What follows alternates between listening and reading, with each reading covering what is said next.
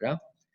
Y por eso es importante estos datos, porque sobre todo en los órganos del retroperitoneo, la manifestación sintomática del paciente es muy escasa, por un lado, o si hay, es muy tardía. ¿Entienden? Entonces, esperar a que se manifiesten sintomáticamente muchas veces ya puede ser tarde. Y teniendo estos datos podemos sospechar altamente lesiones de órganos retroperitoneales, ¿ok?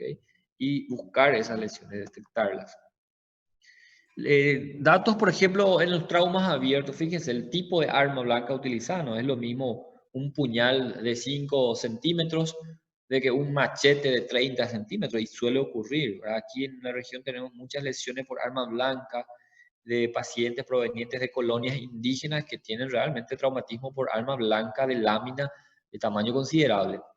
Cantidad de puñaladas, si fue por arma de fuego, no es lo mismo un calibre de 22 que un fusil, ¿verdad? La distancia del disparo, por ejemplo, ¿verdad? Ustedes saben que el poder de destrucción o de penetración de un proyectil de arma de fuego va relacionada a la cantidad de revoluciones que genera en su trayecto. Entonces, muchas veces el poder destructivo de un proyectil es mayor a una cierta distancia que a corta distancia. Muchas veces a corta distancia no llega ni siquiera a penetrar en la cavidad craneal, por ejemplo. Entonces, todos son datos que nos van a orientar a la envergadura del trauma y tal vez nos den una noción de qué órgano pudo estar lesionado. ¿Okay? Siguiendo con, ahora sí, examen físico. Es el examen físico del abdomen y todo examen físico, para los que no conocen aún y a partir de ahora ya lo conocerán. Está compuesto por 4 etapas. La inspección del abdomen, ¿okay? La palpación, la percusión y la ocultación. Desde el año que viene, todos los días van a convivir con el examen físico en todas las prácticas, en todos los pacientes, y van a hacer todos estos pasos. Y en el trauma, ¿qué es lo que buscamos? A la inspección. Ustedes ya en la evaluación inicial aprendieron que en la exposición del paciente hay que cortar toda la ropa, ¿verdad? Cortar la ropa para evitar cualquier tipo de movilización inadecuada durante, por ejemplo, la retirada de la ropa. Entonces es mejor cortar la ropa, exponer al paciente, desvestirlo completamente. Y buscar justamente los estigmas que nos pueden orientar al traumatismo, ¿verdad? Como ser las escoriaciones o contusiones, ¿verdad? Si ese paciente tiene una contusión, un hematoma importante a nivel de la piel, de la región lumbar, ¿verdad? Vamos a pensar que, bueno, aquí probablemente pudo haber lesionado el riñón, ¿verdad? Entonces, esos datos son importantes. En relación a los orificios de proyectiles o armas blancas, por ejemplo, en el caso de los proyectiles, los orificios de entrada suelen ser más puntiformes, más pequeños, y los orificios de salida suelen ser más deflorados. Entonces, el conocer el orificio de entrada y salida nos puede estimar en la trayectoria que pudo haber hecho ese proyectil y, por tanto, estimar también qué órgano pudo haber estado lesionado en ese trayecto. ¿Okay? Y algo que es muy importante y suele pasar inadvertida, y eso ocurre bastante en la práctica médica, la lesión perineal o la región perineal y la región dorsal también, y también la tórax abdominal, son regiones que hay que tener bastante atención y suele pasar inadvertida. ¿Okay? Muchas veces el paciente tiene una herida en la región anterior del abdomen y el médico se centra, se focaliza en esa región y pasa desapercibido heridas, desgarros de la región perineal, fracturas de los huesos de la pelvis que son sumamente delicadas en la región perineal, ¿verdad? Y en la región torácica inferior, como ya les dije, atención y sospecha de lesiones de órganos abdominales también en la región torácica inferior. Segundo paso, la palpación.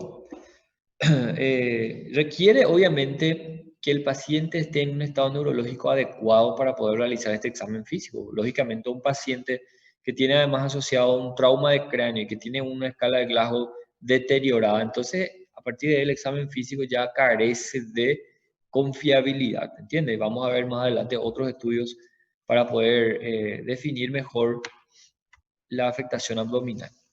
Ahora bien, lo que buscamos es la presencia de defensa muscular o irritación peritoneal. ¿Okay? Son los datos más fidedignos. que haya algún sangrado o que haya lesiones. ¿Y a qué nos referimos cuando hay defensa?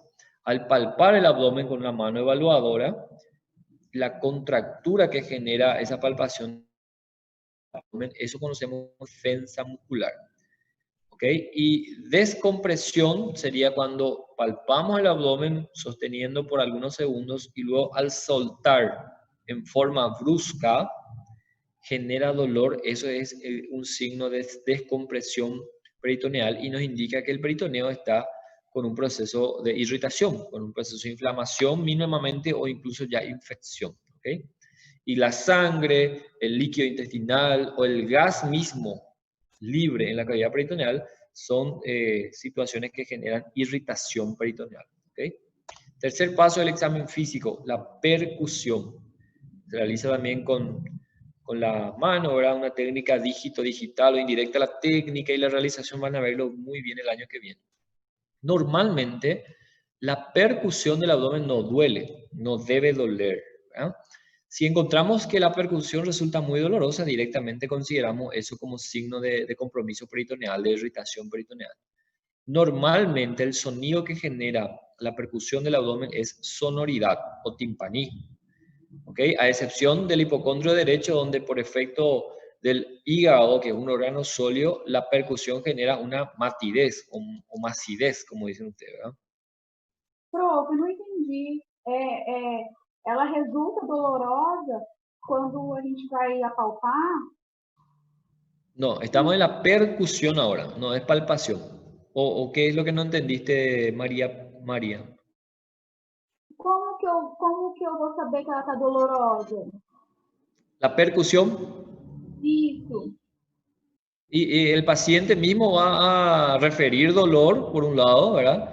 Y por otro lado, vamos a ver que el paciente genera una defensa muscular, genera una fascie dolorosa, ¿verdad?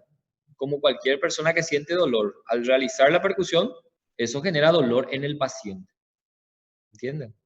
Y si tenemos suerte, el paciente no nos va a dar una patada por la cara, como siempre decimos, porque le genera dolor, ¿entienden? Es totalmente, se percibe cuando una maniobra, ya sea palpación o percusión en este caso, genera dolor en el paciente.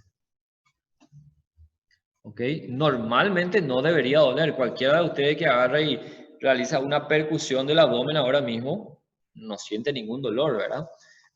Pero cuando eso duele directamente ya se considera que existe un compromiso peritoneal. ¿Ok? Y como les decía, normalmente el abdomen, la percusión del abdomen es sonoridad, se llama, es sonoro. El sonido que genera la percusión del abdomen es sonoridad, porque la mayor parte del contenido abdominal son vísceras huecas con contenido gaseoso intraluminal, ¿verdad? Entonces eso genera sonoridad o timpanismo. Excepto en el hipocondrio, ¿sí? Eu também não entendi direito o que é percussão. A gente não vai tocar, vai escutar, o que é? O que tem que fazer para... O que é percussão? Percusión es percutir el abdomen, ¿ok? Se realiza, no sé cómo voy a mostrarle porque no estamos presenciales, pero vamos a suponer, no sé si van a ver ahí, ¿verdad? Una mano, en este caso la mano menos hábil, la mano izquierda, va a apoyar sobre la superficie del abdomen y la otra mano va a generar algunas maniobras tipo con el dedo. Ah, sim, agora entendi. A gente vai tocar percutir. e ouvir. Entendi. Es percutir, no es palpar y tampoco auscultar. Es percusión, eso es percusión, ¿ok? Y eso genera, si ustedes mismos ahora mismo tratan de practicarse, debido a que nuestro contenido abdominal es más hueco, más vísceras huecas, genera una percusión de timpanismo, ¿verdad? O de sonoridad.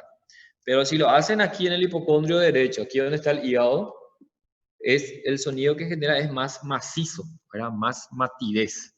Eso es lo normal. Pero cuando en vez de percutir matidez en el hipocondrio derecho, percutimos hipersonoridad, eso nos indica que hay prácticamente aire libre en la cavidad abdominal. ¿Okay? Y eso nos indica que puede haber frecuentemente una perforación de víscera hueca. ¿Okay?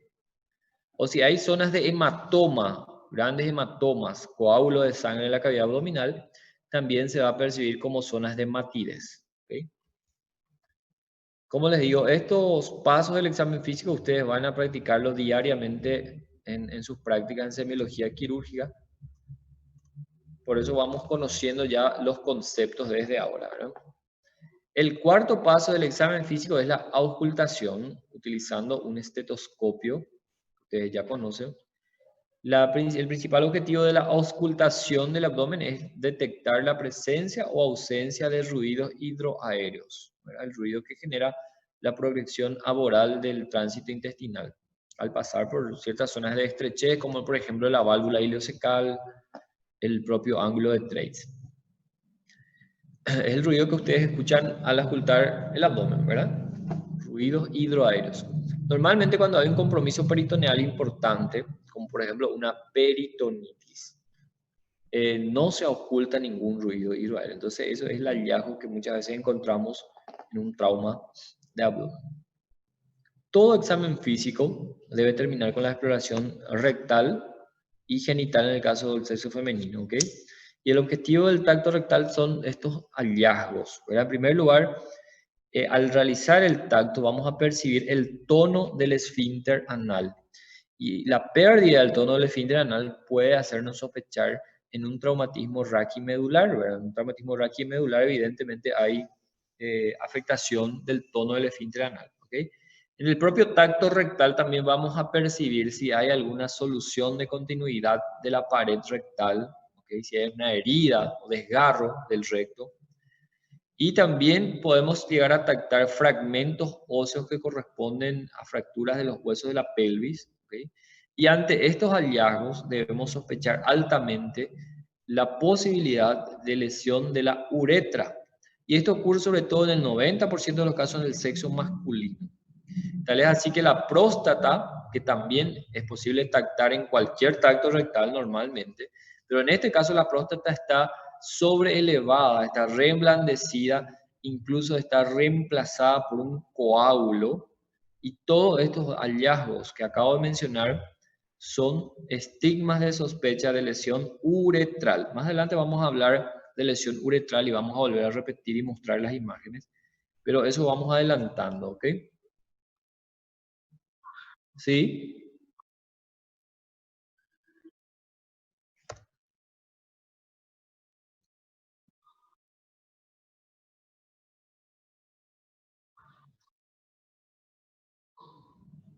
Y un paciente con trauma abdominal puede tener fracturas de los huesos de la pelvis, ¿entienden? Y los huesos de la pelvis al fracturarse puede desplazarse hacia adentro, ¿verdad? Desgarrar el recto, por ejemplo, y eso es lo que se puede tactar, ¿entienden? Porque ustedes saben que la pelvis está en estrecha relación con el recto y el ano, ¿verdad? Entonces, un hueso de la pelvis que se fractura al desplazarse hacia adentro generalmente es el que desgarra el recto, el ano, la uretra, ¿entienden? Por eso es que al realizar el tacto rectal, tactamos que existe un desgarro de la pared del recto y ahí mismo se puede incluso tactar fragmentos óseos, un hueso ahí puntiagudo, cortante. Entonces eso es confirmación de que hubo fractura de la pelvis, probablemente esa fractura de la pelvis fue el que desgarró el recto, ¿okay? Y también entonces puede asociarse con lesión de la uretra, sobre todo en el varón. Ustedes saben que el varón tiene la uretra posterior, ¿verdad? La uretra prostática y membranosa. No estamos hablando de lesión de la uretra peneana. También puede ser eventualmente, ¿verdad? Pero es otro el mecanismo. Siguiendo con el manejo del paciente con trauma de abdomen, dos aliados muy importantes son el sondaje nasogástrico y el sondaje vesical. Fíjense que el sondaje nasogástrico nos permite descomprimir el estómago, evacuar el estómago de ese paciente que tal vez estuvo cargado, y ante un eventual deterioro del nivel de conciencia podemos evitar entonces la broncoaspiración, ¿okay? Y además evaluamos el contenido gástrico. Imagínense que por la sonda nasogástrica el contenido sea hemático, sea sangre. Entonces, evidentemente, en algún punto del tracto gastrointestinal hubo alguna disrupción. Nos confirma eso. Y detalle, como ya lo mencionó el doctor Agüero, todo sondaje nasogástrico está contraindicado cuando hay sospecha de fractura de base de cráneo. Eso ya lo vieron muy bien. en el manejo inicial. Ya conocen ustedes cuáles son esos estigmas de sospecha de lesión de base de cráneo. El signo de Buckley, el signo del ojo de mapache y todo eso, ¿verdad? Sondaje vesical, otro aliado muy importante en el paciente traumatizado, ya que nos ayuda a estimar la diuresis, ¿verdad?, exacta del paciente. Y con el valor de la diuresis nosotros podemos estimar la volemia del paciente. Un paciente que tiene una oliguria, una orina bien concentrada, probablemente tiene problemas en la volemia, ¿verdad? Ya un paciente normovolémico tiene una diuresis conservada. Entonces, por eso es importante. Y recordar, así como el sondaje nasogástrico tiene una contraindicación absoluta, que es la sospecha de lesión de base de cráneo, el sondaje vesical está contraindicado cuando hay sospecha de lesión de la uretra. ¿Ok? Entonces, por eso ya mencionamos ya anteriormente y volvemos a repetir aquí, ¿cuáles son esos estigmas? Vayan anotando, estigmas de sospecha de lesión uretral, de la uretra. ¿Ok? Y sobre todo, me vuelvo a repetir, hablamos que esto ocurre en el sexo masculino por la uretra posterior, la uretra prostática y membranosa. Ustedes conocen por anatomía las partes de la uretra, entonces no vamos a profundizar en eso. Y estos estigmas son sangre a nivel del meato urinario, ¿entienden? Un pequeño coágulo a nivel del meato urinario, hematoma a nivel escrotal o perineal, ¿verdad? El paciente con gran deseo, pero imposibilidad de orinar, lógicamente la uretra está prácticamente seccionada, ¿verdad? Y la próstata, como dijimos, al tacto rectal, en vez de palpar la próstata, lo vemos reemplazada, sobreelevada y reemplazada por un coágulo prácticamente. Y también la palpación de fragmentos óseos en el tacto rectal, todo eso nos tiene que hacer sospechar altamente la posibilidad de una lesión de uretra. Y ante estos hallazgos está contraindicado intento de sondaje vesical. Más adelante vamos a ver qué conductas deberíamos tomar entonces cuando encontramos esta situación, ya que necesitamos evacuar la diuresis de ese paciente, ¿verdad?, que además está sufriendo con un globo vesical, la vejiga llena de orina y no puede evacuar. Entonces vamos a ir viendo más adelante qué medidas vamos a adoptar para, en este caso, ¿verdad?, cuando hay lesión de la uretra. Bueno, aquí vamos a ir analizando algunas de las situaciones en el trauma de abdomen abierto. En este caso por arma blanca. Y el primer episodio que podemos encontrar es esto, que tal vez parece un poco más inofensivo, no parece muy impresionante, sin embargo, es el que ofrece mayor dificultad en la aproximación diagnóstica sobre todo, ¿verdad? Se trata de una herida por arma blanca porque o el paciente mismo lo refiere, ¿verdad?, que fue víctima por arma blanca y lo constatamos porque es una herida regular, ¿verdad?, lineal, de bordes limpios, sin mucho sangrado. Lo difícil de estimar en esta situación es el grado de penetración que tiene a nivel parietal, es decir, si llegó o no hasta cavidad peritoneal. ¿Es penetrante o no es penetrante? Ya saben ahora el concepto de penetrante y no penetrante, ya lo habíamos mencionado atrás, ¿verdad? Sí, profe, es penetrante. ¿Le parece que es penetrante? ¿Quién habló? Mateus. Si llegó a cavidad peritoneal, sí. Exacto. ¿Y si no llegó? Daí no penetrante. Excelente. Abierto, Ahora no bien, penetrante. Mateus, te pregunto, Mateus, ¿cómo puedes saber vos si este paciente en esta situación es penetrante o no es penetrante? ¿Cómo puedes saber si llegó a la cavidad peritoneal o no llegó? Se tiver com irritação do peritônio, profe. Excelente. Una de las situaciones es que el paciente tiene irritación peritoneal, entonces probablemente llegó a la cavidad peritoneal, probablemente lesionó algún órgano, ¿verdad?, como por ejemplo un intestino, y por eso está generando irritación peritoneal. Ese es uno. Perfecto. Otro, ¿alguien más quiera opinar? ¿En qué caso podemos estar casi seguros de que hubo lesión peritoneal o de alguna víscera intraabdominal? En este caso mismo. Hemodinâmica. Excelente. Fíjense, ¿cuál es el órgano que probablemente esté aquí comprometido? Hígado. El hígado. Ahora, por la proyección anatómica misma podemos estimar de que esta herida pudo haber lesionado el hígado. Si este paciente está hemodinámicamente inestable, ¿ok?, obviamente entonces yo estoy ya imaginando que el hígado pudo haber estado lesionado y que está sangrando. Entonces ya podemos decir que la inestabilidad hemodinámica requiere una intervención quirúrgica en este caso, ¿verdad? Ahora bien, ahí viene un poco más la dificultad. El paciente no tiene signos de irritación peritoneal, ¿ok? El paciente no tiene inestabilidad hemodinámica, es decir, está estable hemodinámicamente. Y la tercera, que sería otra indicación también de la parotomía, es cuando el paciente ya viene con una evisceración grado 3, ¿verdad? Cuando a través de la herida misma ya viene un contenido abdominal protruido, ¿ok?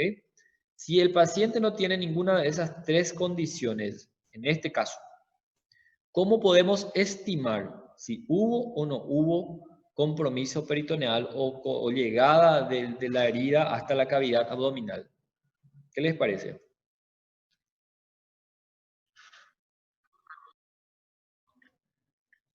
¿Cómo? No, el examen físico normal, por eso dijimos que no hay signos de irritación peritoneal. Laparoscopia? No. Algo más Qual que é a sencillo. pergunta, prof? Ya acabamos de decir que en un paciente con herida por arma blanca, imagínense este paciente y ustedes lo están recibiendo en la urgencia.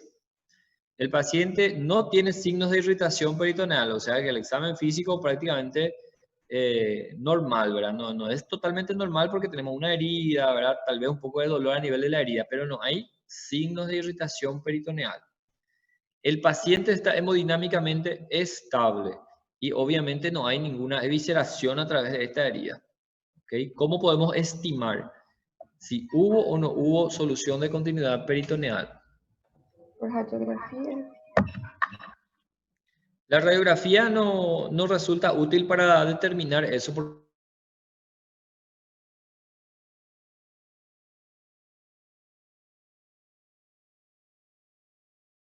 peritoneal, cosa que el paciente evidentemente no tiene, por eso no presenta manifestación sintomática.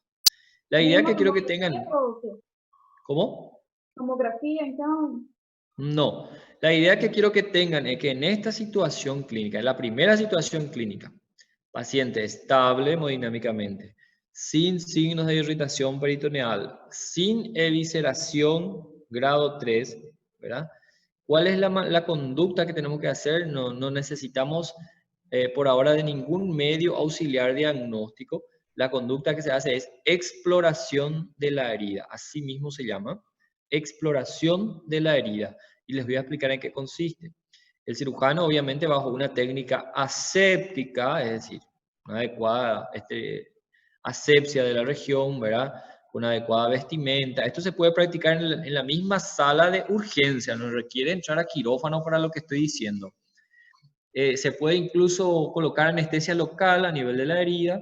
Si es necesario, se puede incluso ampliar la longitud de la herida para poder introducir el dedo, ¿verdad? Lógicamente con un guante estéril, introducir el dedo en la herida y literalmente explorar la herida. Evaluar si esa herida llegó hasta cavidad peritoneal o no llegó. Eso es exploración de la herida. Si efectivamente el dedo llega hasta la cavidad peritoneal, entonces estamos ante una herida penetrante. Si no llega y si queda al celular subcutáneo o hasta el plano muscular, entonces es una herida simple, una herida no penetrante. Y eso va a definir dos grandes conductas. ¿Por qué? Si fuera una herida superficial, no penetrante, ¿qué vamos a hacer con el paciente? No necesita cirugía, no necesita ni siquiera internación. El paciente se va a ir de alta, ¿verdad? Obviamente, si no tiene ninguna lesión asociada, estamos hablando específicamente de trauma de abdomen. Solamente vamos a suturar la piel y el paciente se va a ir de alta. Eso nos indica que no hubo una lesión a nivel peritoneal, ni mucho menos de órganos intraperitoneales, ¿verdad? Ahora bien, si efectivamente el dedo del examinador explora la herida y se constata que hay solución de continuidad del peritoneo, el dedo llega a la cavidad peritoneal, entonces estamos ante un traumatismo penetrante. Y existe, por tanto, la posibilidad de que algún órgano de la cavidad abdominal pudo haberse lesionado. Tal vez todavía no tiene manifestación hemodinámica ni tampoco peritoneal, pero puede existir esa posibilidad. En ese caso, la conducta actual es dejar al paciente internado en observación por lo menos por 24 horas, ¿ok? Ahí sí podríamos pensar incluso en hacer una tomografía de abdomen en ese lapso, ¿verdad? Y si el resultado viene normal y en 24 horas el paciente sigue hemodinámicamente estable, sin signos de irritación peritoneal, entonces se puede ir de alta también. Antiguamente, toda herida penetrante, al examinar la herida, directamente se indicaba cirugía exploradora también. Hoy día eso está abandonado, ¿ok? Hoy día, a pesar de que se trate de una herida penetrante a la exploración de la herida, se deja al paciente en observación, lógicamente siempre y cuando esté hemodinámicamente estable, sin signos de irritación peritoneal, ¿entienden? Esa es la primera situación que podemos enfrentar en un paciente con herida por arma blanca. Quiero que alguien pregunte algo, alguna duda, porque es importante ir aclarando punto por punto. Veo algunos mensajes aquí.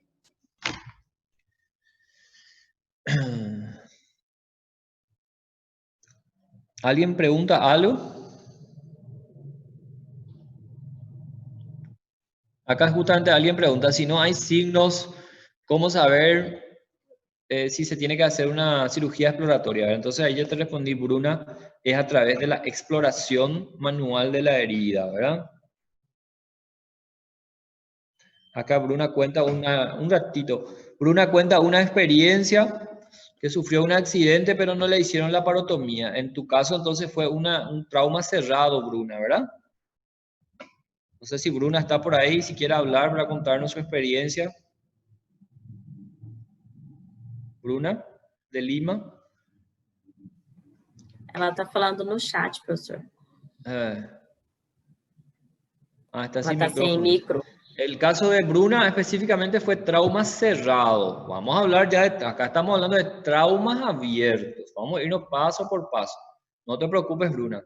Hicieron bien probablemente de tu caso, porque te adelanto que en los traumas cerrados hoy día la tendencia es no operar. La mayoría se trata sin cirugía. En trauma cerrado. Pero estamos hablando de trauma abierto, en este caso por arma blanca, y en este caso un paciente estable hemodinámicamente, sin signos de irritación peritoneal, sin evisceración. Conducta, entonces, exploración de la herida. Si no llega a peritoneo, pronto, es una herida superficial, se sutura y a la casa. Si el dedo llega a cavidad peritoneal, antes, ¿qué se hacía? Vamos a explorar. Hoy día, ¿qué se hace? Vamos a observar por 24 horas.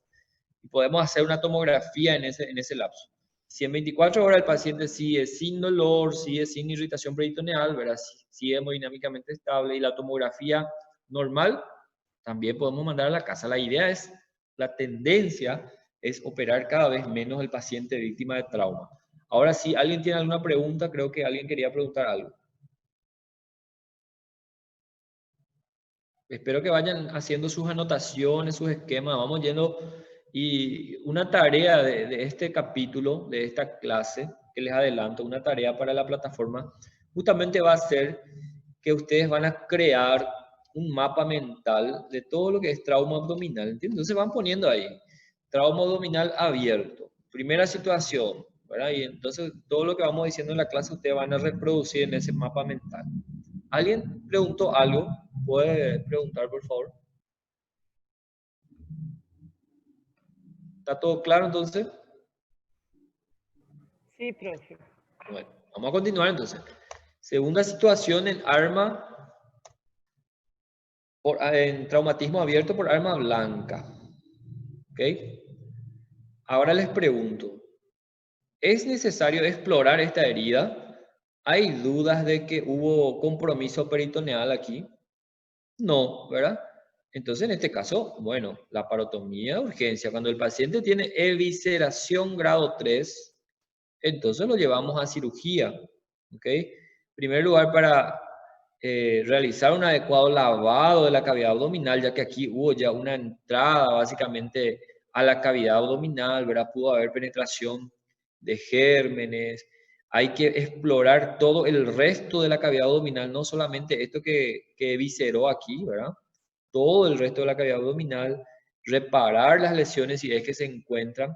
Pero entonces, evisceración grado 3, en este caso, está indicado la parotomía exploradora. No hay que dudar, no hace falta explorar la herida, y mucho menos mandar al paciente a la casa. Fíjense que es diferente la situación, ¿verdad? Todo lo que hablamos aquí. Ahora, aquí no hay mucho secreto. Laparotomía exploradora, ¿ok? Y la otra situación, también aquí no hay mucho secreto, fíjense. Aquí evidentemente también hay evisceración, pueden percibir aquí que hay un poco de epiplón saliendo por la herida y además tenemos el propio objeto o la lámina de la cuchilla incrustado en el paciente, ¿verdad? Tampoco hay duda de que esto hay que llevar a la laparotomía, incluso aquí tenemos idea del tamaño de la lámina y no se recomienda retirar esta cuchilla, esta lámina, ni siquiera en el sitio del accidente, ni tampoco en forma preoperatoria. Lo ideal es hacer la laparotomía exploradora, evaluar minuciosamente los órganos que están dañados por esta arma, ¿verdad? Por el arma blanca, ir retirando en forma minuciosa para evitar otras lesiones durante la extracción, ¿ok? Entonces aquí tampoco hay dudas, ¿ok? Laparotomía exploradora. La otra situación, aquí efectivamente la herida es diferente, fíjense, es totalmente irregular, ¿verdad? Pueden percibir aquí una cierta zona de isquemia o de quemadura, son típicos de las armas de fuego. Clásicamente los orificios de entrada son más puntiformes y los orificios de salida son más desflorados. Bueno, aquí tampoco hay ningún secreto, no quiero que se compliquen la vida. Herida por arma de fuego en abdomen, no hay discusión, no hay nada que explorar, no hay que hacer ni siquiera ningún estudio auxiliar diagnóstico. La conducta es laparotomía exploradora, ¿ok? Entonces, básicamente esa primera situación la que más es desafiante para llegar al diagnóstico o a la decisión, mejor dicho, de entrar o no a cirugía. Vuelvo a repetir, proyectil de arma de fuego, no hay duda, cirugía. Pero tengo que mencionarle un pequeño detalle. Como en medicina, obviamente no todo es como matemática, no todo es exacto. El ATLS, que es el órgano básicamente que rige todo el manejo en trauma, y también el Savington, que es una de las literaturas básicas a nivel mundial en cirugía, en su última edición, hace siempre una excepción. La regla, la norma general es que proyectil por arma de fuego, cirugía. Eso ocurre en el 98% de los casos. Existe una situación específica donde la herida por proyectil de arma de fuego no es necesariamente quirúrgica de entrada. Y eso ocurre, por ejemplo, cuando ustedes se imaginen un proyectil de arma de fuego tangencial o de roce, de refilón, le decimos nosotros, no sé cómo se dice en portugués, cuando medio va así lateralizado, ¿verdad? Y sobre todo cuando el paciente es un poco obeso y tenemos una alta sospecha de que ese proyectil no penetró en el abdomen, sino que fue como un refilón. Entonces, en ese caso sí podemos pensar, y obviamente si el paciente está hemodinámicamente estable, si no tiene signos de irritación peritoneal, en ese paciente vamos a expectar, podemos pedir incluso una tomografía del abdomen y no operar, ¿verdad? Que sería la excepción de los casos. La mayoría Profe, Kenia, adelante. e se perfura o pulmão, vai para a cirurgia do mesmo jeito ou tem que estabilizar primeiro? Ahí entramos en lo que es trauma de tórax, ¿verdad? Saliendo un poco de trauma de abdomen. El trauma de tórax tiene totalmente otro manejo, ¿verdad? Para darles nomás una idea, el trauma de tórax es tal vez un poco más benigno que el de abdomen, ¿verdad? Si hablamos si hablamos del trauma de tórax en los campos pulmonares, las partes laterales, las lesiones son bastante autolimitadas, ya sea por arma blanca o por arma de fuego, todas básicamente van a terminar requiriendo como única intervención la colocación de tubo de drenaje pleural. ¿Okay? Eso es cuando estamos hablando en los ambos hemitórax, en los campos pulmonares, ¿verdad? Entonces muchas veces, por más que sea arma blanca o arma de fuego, un tubo pleural ya soluciona. Voy a aprender mi batería, está por terminar, ya vuelvo.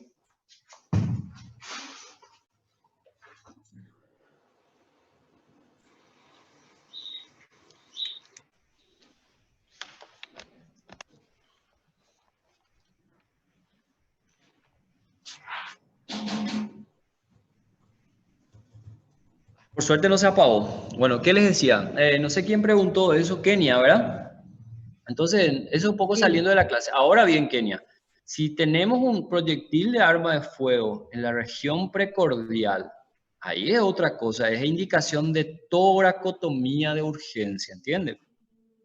Pero como les digo, eso van a ver muy bien en trauma de tórax. Pero aprovechando tu pregunta, ahí te respondí, ¿está bien? Gracias, profe. Bueno. Entonces no hay duda de esto, ¿verdad? Doutor, ¿y cuándo va a ser necesario la cirugía entonces? Bueno, es lo que dijimos. Indicación directa, es decir, vamos a hacer un repaso, vayan anotando y vamos a hacer un repaso, ¿ok? Paciente con trauma abierto por arma blanca, ¿ok? ¿En qué caso? Lo primero que vamos a decir, ¿en qué caso el paciente tiene indicación de cirugía directo? ¿Ok? De cirugía urgente. Paciente que tiene inestabilidad hemodinámica, cirugía urgente. Paciente que tiene signos de irritación peritoneal, cirugía urgente. Paciente que tiene evisceración grado 3, cirugía urgente. Esas son las tres grandes indicaciones de cirugía sin ninguna duda. ¿Ok? Y la primera, otra situación. Si el paciente está con esta condición, sin ninguna indicación de cirugía de urgencia, ¿qué hacemos con el paciente? Exploración manual de la herida. Si es no penetrante, suturamos la herida y el paciente va a la casa. Si es penetrante, ¿qué hacemos? Observación por 24 horas, tomografía en ese lapso, y si todo está bien, alta después de 24 horas. Esa es la primera situación. Esto ya dijimos, es una de las indicaciones de cirugía, ¿verdad? La evisceración, también esto, evisceración. Y proyectil de arma de fuego, siempre cirugía. ¿Ok? ¿Alguna duda? ¿Quedó, João?